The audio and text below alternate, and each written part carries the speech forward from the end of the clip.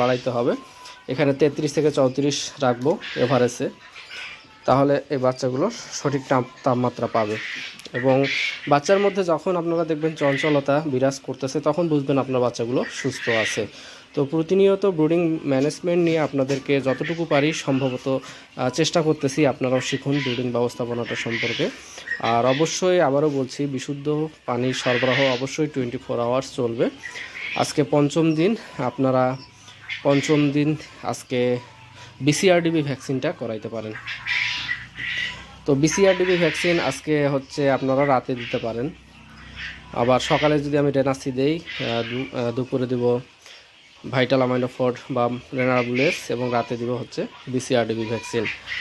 আর যেহেতু ভ্যাকসিনটা দেওয়া যায় 5 থেকে 7 দিন বয়সের ভিতরেই, তো ইনশাআল্লাহ আপনারা এই সময়ের ভিতরে ভ্যাকসিনটা দিয়ে দিবেন।